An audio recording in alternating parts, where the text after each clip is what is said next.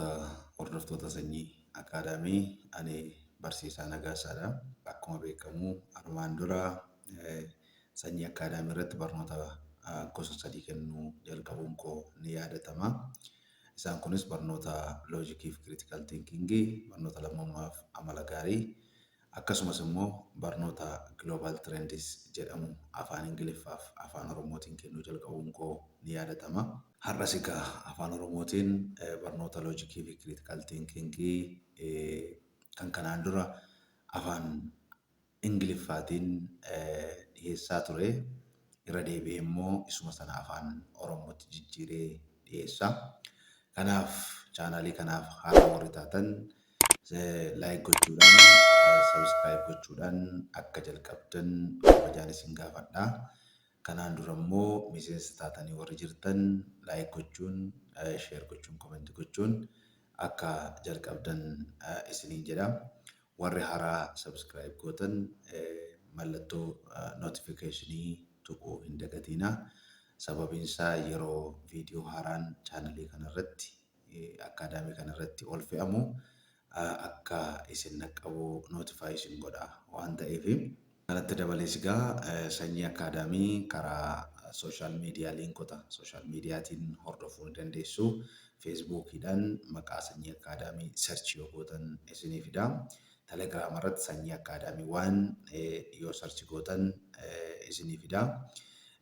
Akkasumas liinkidiiniidhaan, tiwiiteriidhaan, waatsaappiidhaan hordofuu ni dandeessu. Kanaafuu kallattii kana hundumaan akka hordoftan kabajaan isin gaafadha. Kallattiidhumaan gara barnoota guyyaa har'aattiin ce'a jechuudha. Akkuma ibsee guyyaa har'aa wanti nuti ilaallu dameewwan filosoofii, aksiyoolojii fi loojik jedhaman ilaalla. Isaan kun maal akka ta'an, maal akka of keessatti qabatanii fi haala hawaasa qabatamaa hawaasa keessa jiru immoo akkamittiin lafa ija maaliin ilaalu isa jedhu kana waliin ilaallaa jechuudha.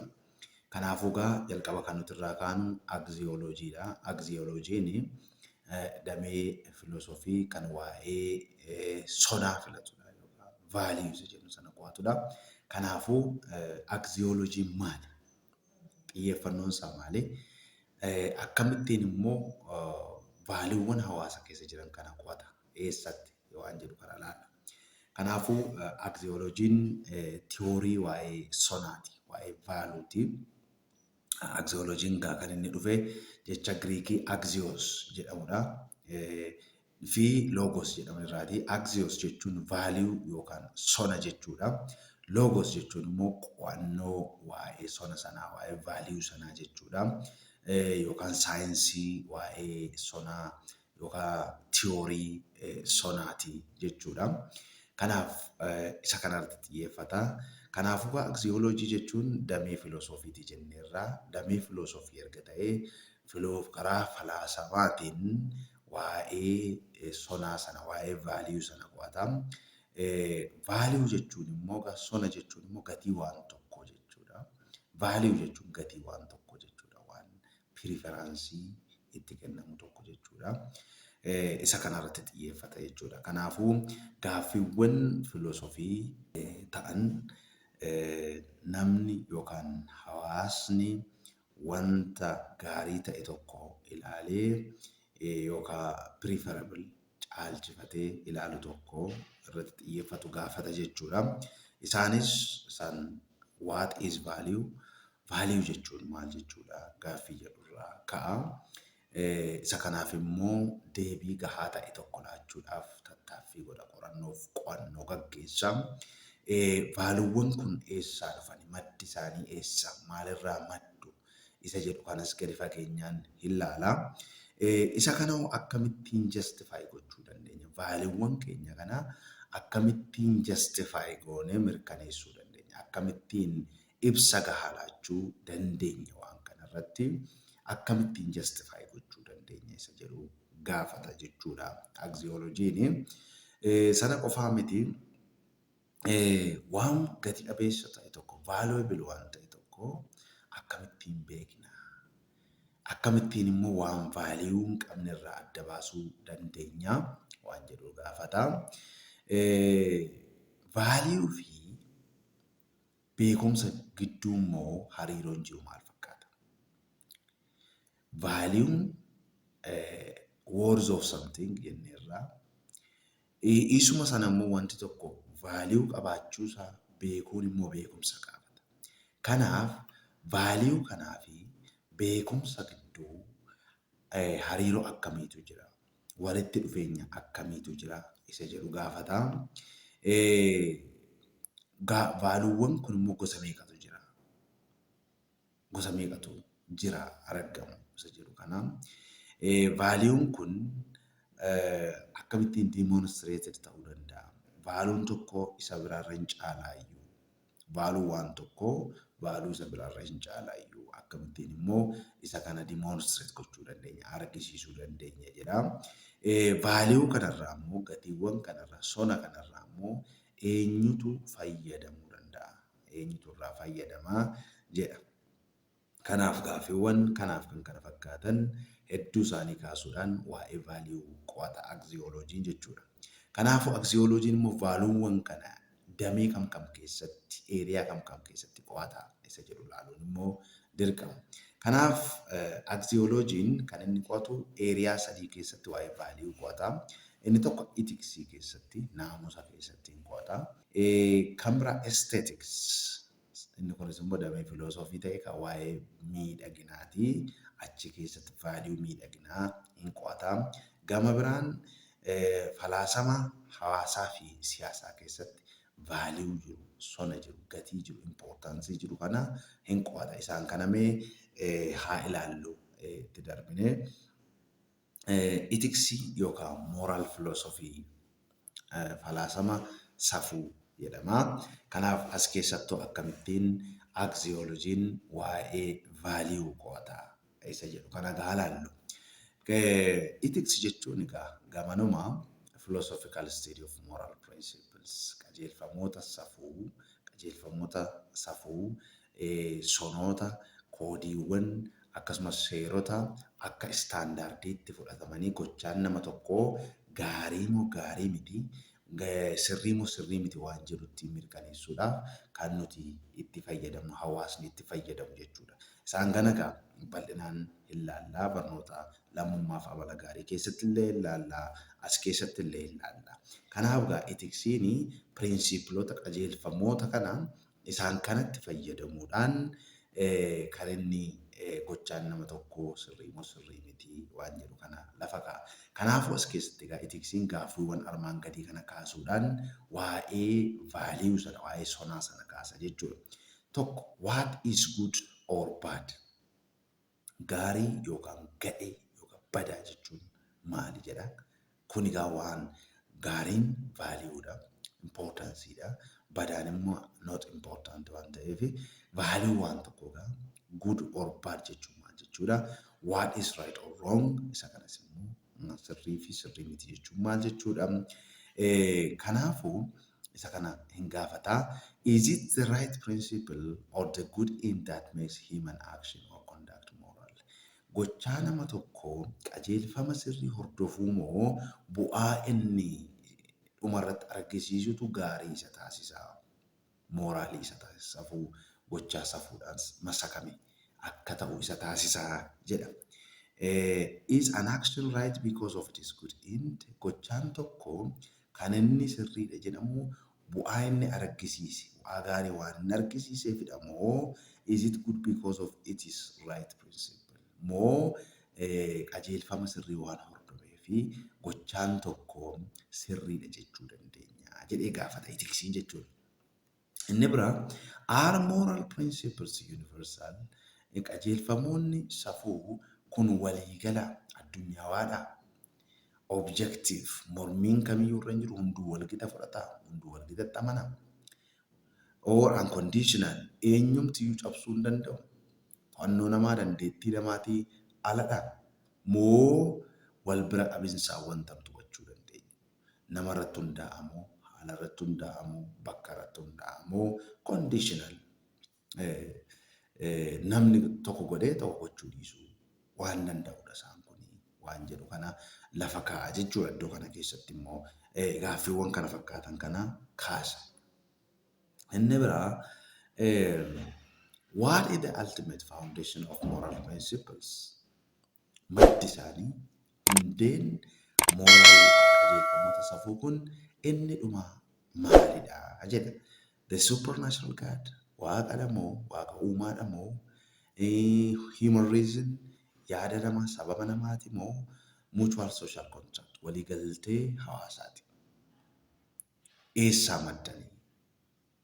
Egaa dhalli namaa safuu kanatti qajeelfamoota safuu moral principle kanatti hin fayyadama erga ta'e maddi isaanii eessaadha? Waaqaan kennaman immoo sammuu namaatu maddisiise moo waliigaltee hawaasaatiin akka duudhaa fi jiruuf jireenya isaaniitti uummatanii isa jedhu kana kaasaa. Inni biraa does God exist? Uumaan ni jira, waaqni ni jira. Erga jira ta'ee waaqni kuni benevolentiidha. Namaaf oo'a qabaa. Moo and omnipotentiidha. Humna waa hundumaa gochuu aangoo akkasii qaba. If God is benevolent, Waaqayyo gaa arjaa erga ta'ee, Waaqayyo gaa erga benevolent ta'ee maaliif gaarii erga ta'ee jechuudha. Gaarii erga ta'ee maaliif wanti hamaan akka jiraatu godhee maaf uumee. Kanaafuu maaf uumee isa jedhu kana if God does not create evil things, Waaqayyo immoo gaa erga wantoota hamaa hin uumne ta'ee eenyudha inni immoo waan kana uumeef itti gaafatamummaa kana qabudha. Waaqayyo wanta hamaa erga hin uumne ta'ee qaamni biraa wanta hamaa kana uumee jira. Kanaafuu itti gaafatamummaa isaa kan fudhatu kuni eenyudha jedha. But if it is so, how can God be an omnipotent creator? Egaa qaamni hamaa uume kun waan hamaa uume kun immoo yoo jiraate egaa waaqaan mormaa jira waan ta'eef uumaadhaan isuus jedhamee waan yaadamuu fi akkamitti waaqayyoo isa malee aangoo kan qabu hin jiru jennaa yaada jedhu kana kaasa jechuudha. Kan biraa why we honor and obey moral rules? Maaliif moral rules seerota safuu kana ajajamna akkasumas immoo kabajnaadha iddoo kenninaafidha. For the sake of our own individual benefits. Faayidaa irraa dhuunfaadhaan argannuufidha moo namoota biraaf faayidaa isaan kennaniif irraa kan ka'edha. Moo gama biraan immoo itti gaafatamummaa keenya bahuudhaaf qofa godhamu maaliifidha isa jedhu kana kaasadha. As keessatti gaaffiiwwan ka'an kana hundumaa keessatti value waan tokko ilaalaa jirra jechuudha. We are looking at the value of the ethical rules and the principles. That is basically a question and required by the ethics. So isaan kana keessattidha jechuudha. Egaa ethiksiin kun immoo bakka sadiitti qoodna. Ethiksiin bakka sadiitti qoodama. Inni tokko normative ethiksiidha, inni biraa meta ethiksiidha, inni sadaffaa applied ethiksiidha. Isaan kun immoo maal akka ta'an iddoo kanatti ilaalla. Mee jalqabaa normative ethiksii ilaallu. Normative ethiksiin egaa kan inni qorachuuf yaalu waa'ee moral rules qajeelfamoota seerota safuu qajeelfamoota akkasumas standardis ulaagaalee fi kaayyoowwan dhalli namaa jireenya isaa keessatti isaan kanatti fayyadamee gochuu qabu irratti xiyyeeffata. Kanaaf seerota jiru fakkeenyaaf you shall not steal, hin hatiin, hin saamiin, hin ejjiin, hin hamatiin, hin ajjeesiin warra jedhan kun amma normative ethical rules warra ta'ani. Normative ethical rules isaan kun. Kanaaf isaan kanarratti hundoofne gochaa nama tokko kan nuti amma ilaallu jechuudha. Kanaafuu seerota sanarratti hundaa'e normative ethiksiin kuni gochaa nama tokko determine gochuu danda'a yaada qo'achuuf yaala jechuudha. Kanaafuu namni tokko gochaan nama tokko seerota kanaan jajjita murteeffama seerota sanaan laalama jechuudha. Kanaafuu kondaaktiin nama aakshiniin murtoon nama seerota sanarratti hundoofne madaala gatii ilaannaaf jechuudha. Kanaaf normative ethiksii keessa value jira, value barbaadamu jira. Gama biraan reason search for principles of human conduct. Sababa gahaarratti, sababa quubsaarratti hundaa'uudhaan qajeelfama gochaa namaatiif ta'an search goona yookaan qo'anna jechuudha. It is also a critical study of the major theories about which things are good, which acts are right, and which acts are blameworthy. Kanaafuu gama biraan immoo karaa gadi fageenya ta'een tiyoorota waa'ee gochaa namaa kamtu gaariidha, kamtu sirriidha, kamtu immoo sirrii miti waan jedhan kana qoratan isaan sanarratti hundoofnee yeroo nuti analisisii xiinxala gaggeessinee murtoo dabarsinudha jechuudha. Kanaaf tiyooronni amma nuti kaasne keessaa gaa consequentialism jira yookaan teleological ethics jedhanii inni kun immoo gochaan nama tokkoo yoo bu'aa gaarii argamsiisa ta'ee nama baay'ee gammachiisa ta'ee gochaan sun sirriidha jedha. Bu'aa waan sana bu'aa gochaa sana irratti hundaa'eetu kan inni ilaalu consequence gochaa sana irratti.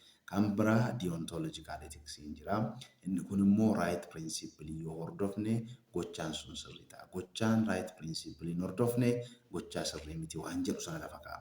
Inni biraa immoo virtue ethics dha. Virtue ethics immoo maalirratti xiyyeeffata?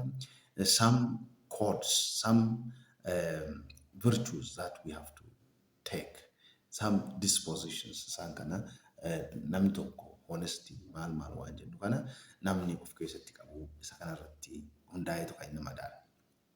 Egaa waan normative ethics erga kana jennee amma immoo gara meta ethics itti darbinu. Meta ethics immoo damee ethics kan biraadha. Inni immoo technical waan ta'e philosophical discipline keessatti waa'ee hiika meaningii fi ethical termootaa fi akkasumas immoo critically ethical statementoonni akkamittiin verify ta'uu danda'u, akkamittiin mirkaneeffamuu danda'u waan jedhu qo'ata. More concerned with the meanings of such ethical terms, goods, bads, and right and wrong. Isaan kana irratti xiyyeeffata. Isaan kana jechuun maal jechuudha? Right jechuun maal jechuudha? Wrong jechuun maal jechuudha? Eessaa dhufe? Maddi isaa hoo eessaa dhufe? Waan jedhu kana irratti xiyyeeffata. Kanaaf maal jedhaa? What does the word right mean? Jechi right jedhu kun maal jechuudha? Jechi wrong jedhu kun maal jechuudha? Jechi good jedhu kun maal jechuudha? Isa jedhu kana gadi fakeenyaan technically understand gochuu barbaada jechuudha. Kanaaf what we think or good or bad and right or wrong isaan kanatti gaa fakkeenyaaf wanti tokko right jenneerra. Gochaa tokko gochuu nama fakkeenyaaf nama rakkate tokko gargaaruun sirriidha jenna yookaan gaariidha jenna. Garuu gaarii inni jennu sun maalidha? Sirriidha inni jennu sun maalidha? So ethical termoonni kun sirriitti hubatamuu qabu waan yaaduuf meetaa etiksiin isa sanarratti xiyyeeffata. Akkasumas immoo soorsiin isaanii, maddi isaanii, oriijiniin isaanii eessaa maalirraa maddu waan jedhu kana gadi fageenyaan ka'a. Kanaaf xiyyeeffannoo guddaa isaan irratti kenna jechuudha. Isaan kana immoo gadi bal'inaan hubannaa uumuudhaaf gadi fageenyaan namni akka hubatuudhaaf immoo tiyoorota garaa garaatu jiru. Meta ethical theory warri ta'an hedduu jiran. Fakkeenya moral intuition, moral emotivism, moral prescriptivism, moral nihilism and ethical relativism warri jedhaman kuni tiyoorota meta ethics keessatti waa'ee termootaa fi origin of terms source isaanii kan qo'atudha jechuudha. Inni kun egaa damee ethics isa lammaffaadha. Inni sadaffaan immoo applied ethics dha. Applied ethics immoo damee ethics isa sadaffaa ta'ee moral rules, principles, standards, and positions to specific moral problems such as capital punishment, euthanasia, abortion, adultery, animal rights, and so on. Isaan kana gochoota amma asitti hubanne kana explain gochuu yaala, ibsuu yaala, explanation kennuu yaala, justify gochuu yaala, prove gochuu yaala, apply moral rules yookaan seerota safuu apply itti godha gochoota kanatti pirinsipilota kana standardoota jedhan pozishinoota jedhan kana specific moral problem irratti hundaa'uudhaan apply gochuudhaan waan sana prove gochuu yaala jechuudha. Fakkeenya tokkoon isinii kaasaa asirratti yaada tokkoon isin qabsiisuu barbaada iddoo kanatti. Innis maali? Gochaan tokko applied ethical issue ta'uudhaaf at least waan sadii guutuu qaba jedhamee yaadama. Inni tokko jalqaba irratti gochaan sun gochaa moral ta'e ta'uu qaba. Moral ta'e ta'uu qaba. Inni lammaffaa gochaa wal mormisiisu yaada wal mormii afeeru ta'uu qaba. Controversial ta'uu qaba. Inni sadaffaa immoo lakkoofsi isaa specific ta'uu qaba. Yookaan murtaa'aa ta'uu qaba jechuudha. Isa kanarratti hundaa'uudhaan egaa kan inni gaggeeffamu. Fakkeenyaaf capital punishment nama du'aan adabu moraaliidha moo mooraalii miti. Yuutanaaziyaa namaaf yaadanii nama ajjeesuu. Inni kun sirriidha moo sirrii miti? Aboorshin ulfa ofirraa baasuun sirriidha moo sirrii miti? Adaltarii sagaagalummaan sirriidha moo sirrii miti? Gaariidha moo gaarii miti? Animal right mirga bineensotaa. Fakkeenyaaf re'ee gaafa qalannu re'een sun mirga qalamuu dhabuu qabdi moo hin qabdu? Harreetti namni fe'atu amma kuntaala tokko fuudhee irra kaa'a midhaan. Gaafa ba'aatti fe'u kana harreen sun mirga ni qabdi mirga ba'aa humna isheetii olii baachuu dhabuu ni qabdi seerri maal jenna? Is it moral? Waan sun sirriidha waan jedhu kanaan kaasa jechuudha. Kanaaf this area of normative ethics is termed as applied ethics because the ethicists apply or uses general ethical principles in an attempt to resolve specific moral problems. Sababiin isaa applied ethics kan inni jedhamee fi gaaddee kanatti ethicistoonni beektonni waa'ee kanaa qo'atanii seerota etiksii fuudhanii general ethical principloota sana fuudhanii gochaa sana specific moral principle'itti apply godhan. Kanaaf applied ethics jedhama jechuudha. Kanaafuu applied ethics'iin controversial kan ta'an yaada wal mormisiisaa kanaaf fedhan gochaa wal mormisiisaa ta'e gochaa moraalii ta'ee fi gochaa specific ta'e irratti xiyyeeffachuudhaan qorannoo gaggeessa. Isa kanammoo karaa kam hubataa? Ethical theoryota sana fidee apply gochuudhaan gochaa sanarratti faayinaalii qo'ata jechuudha. Inni biraa egaa waa'ee ethicsii kana irratti yoo xumurru inni biraa aesthetics'itti ceena. Aesthetics jechuun theorii miidhaginaati. Bareedina jenna. Namaaf bareeda. Meeshaan kun miidhagaa. Namichi kun ni bareeda. Dubartittiin kun ni bareeddi. Wanti kun ni miidhagaa jenna. So theorii waa'ee sana waa'ee miidhaginaa qo'atu jechuudha. Kanaafuu aesthetics'iin kun maal qo'ata? It studies about the value of our artistic and aesthetic experiences. Waa'ee gatii artistic yookaan jennu egaa waan baay'ee of keessatti qabachuu danda'a. Aesthetics'iin akkuma jenne egaa miidhagina jenneerraa kanaafuu muuxannoof hariiroomti sana wajjin qabnu walitti qabee kan qo'atu. Kanaafuu waa'ee maaliifaa qo'ata? Fakkeenyaaf waa'ee beauty miidhaginaa, waa'ee artii, waa'ee enjoyment music ta'uu danda'a, fiilmii ta'uu danda'a. Artii yookaan jennu waan baay'ee of keessatti qabata fi kanaaf kan kana fakkaatan irratti xiyyeeffata.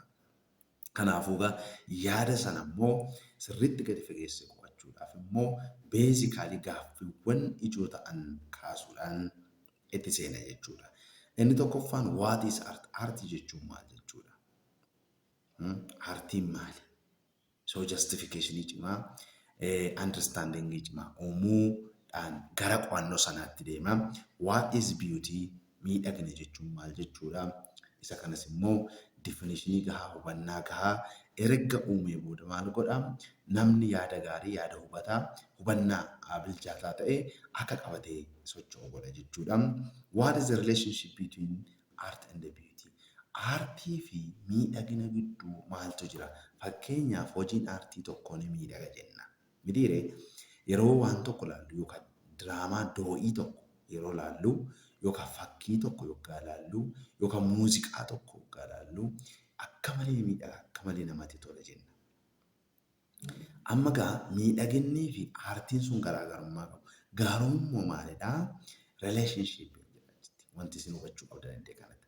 Aartiin waan ofiisaa danda'e miidhaginni immoo gaa attribuutii yookaan kaaraakterii kan biraadha. Kaaraakterii sana gaa aartii sana irratti finnee yookaan daballu ni miidhaga jenna. Miidhaginaa fi aartii sana gidduu garaagarummaa maaltu jira? Walitti dhiyeenya, walitti dhufeenya maaltu jira? Isa jedhu kana. What is the connection between art, beauty and truth?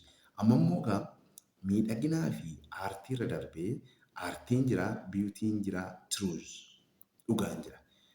Connection maaltu isaan kana gidduu jira? Fakkeenyaaf aartiin tokko ni miidhagaa jenna. Aartiin tokko fakkii tokko haa jennu, fakkiin tokko ni miidhagaa jennu. Fakkiin wanta sana gaa aartii sana miidhaginni kaaraakterii isaati.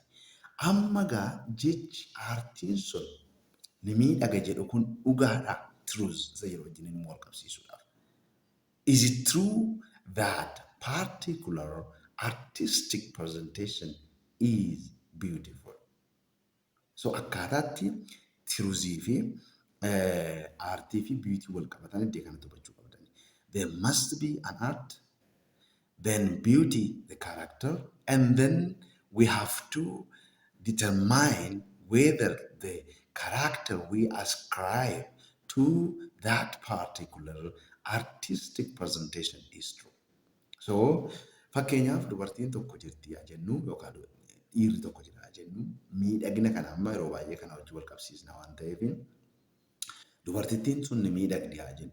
Dubartittiin durumayyuu objective durumayyuu gaa jirti qaama of danda'ee miidhaginni immoo kaaraakterii biraadhaa. Kaaraakterii sana immoo gaama namni lammaffaanii namni isheedhaa ala jiru tokko dubartiin kun ni miidhagdi. Inni jedhu sun miidhaginni inni express godhu sun immoo hammam dhugaadha isa jedhu sun ilaallaa jechuudha. Iddoo kanatti amma what is the connection between art, beauty and truth iddoo jedhu kanatti jechuudha.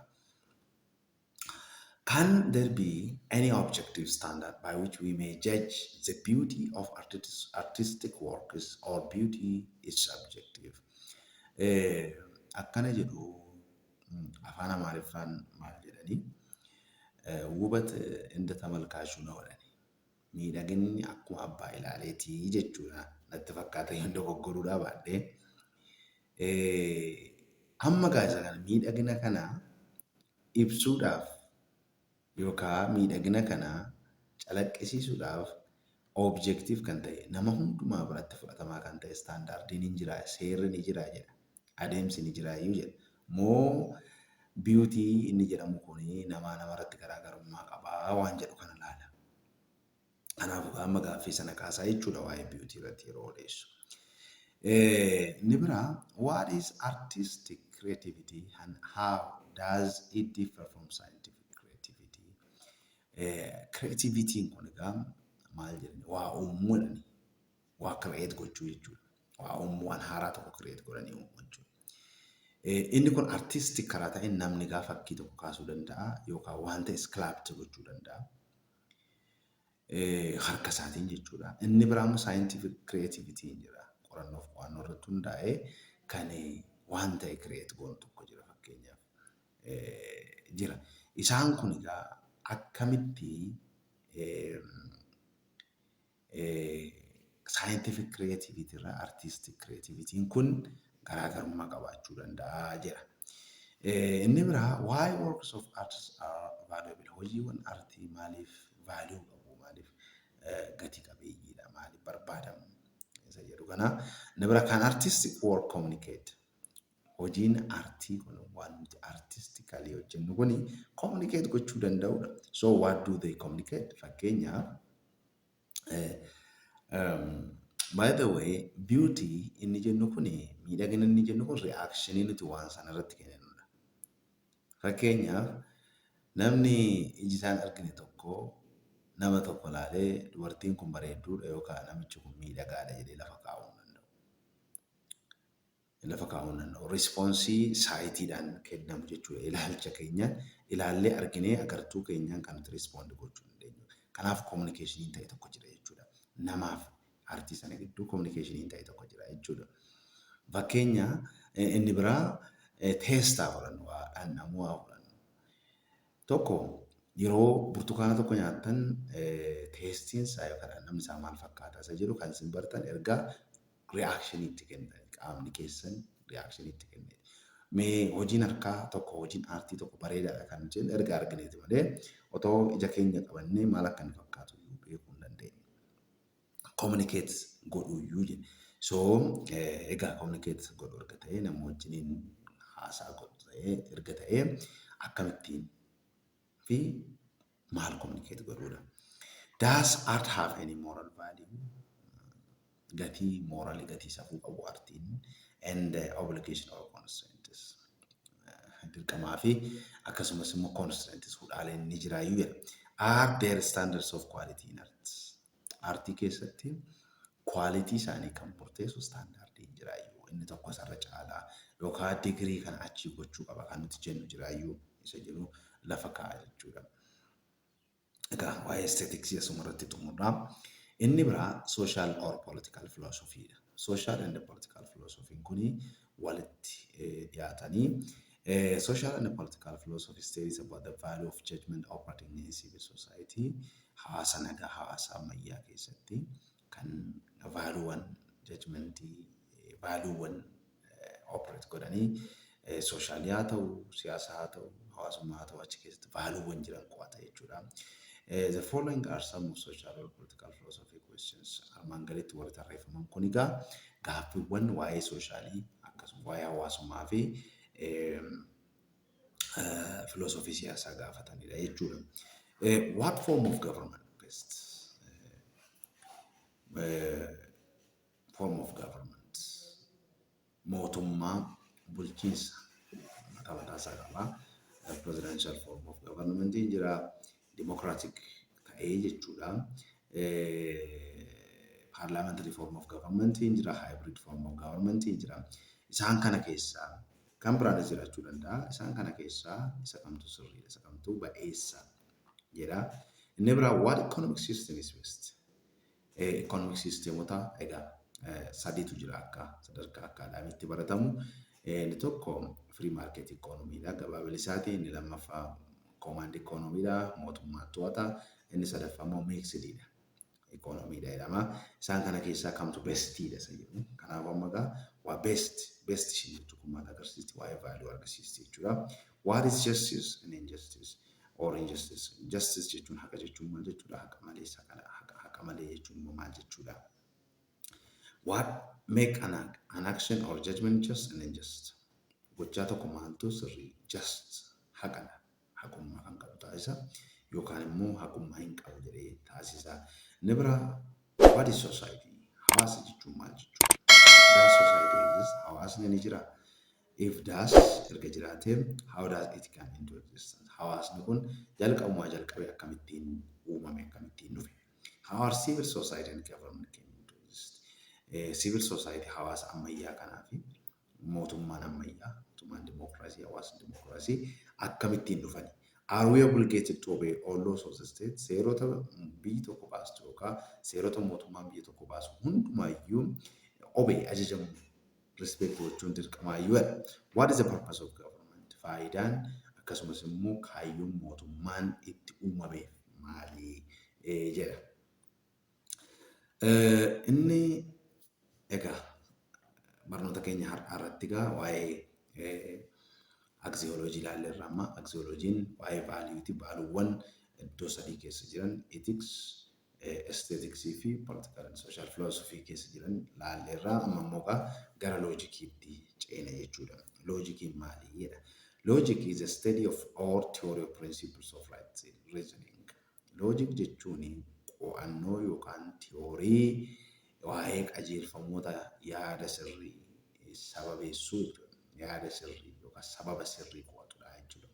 It deals with formulating right principles of reasoning. Kan inni qo'atu egaa jalqaba irratti qajeelfama sirrii waa'ee reasoning waa'ee yaaduu waa'ee sababeessuu kan qo'atu akkasumas immoo sana evaluate gochuudhaaf immoo scientific methods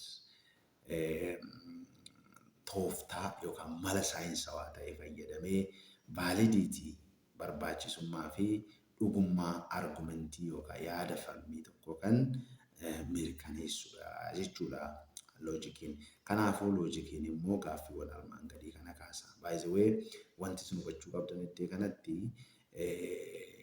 gadi fageenyaan miti waa'ee loojikii kan nuti ilaalaa jirru. Akka yaada introductionitti akka yaada seensaatti brainstorming ho'isuu sammuu keessan yaada keessan akka ho'isuutti ilaalaa jirra. Sababiin isaa chapter 2 jalatti waa'ee loojikii kanaa gadi fageenyaa waan qo'annuuf jechuudha. Kanaaf chapteriin kun keessumaa chapteriin amma nuti keessa jirru kun chapterii introductioniiti.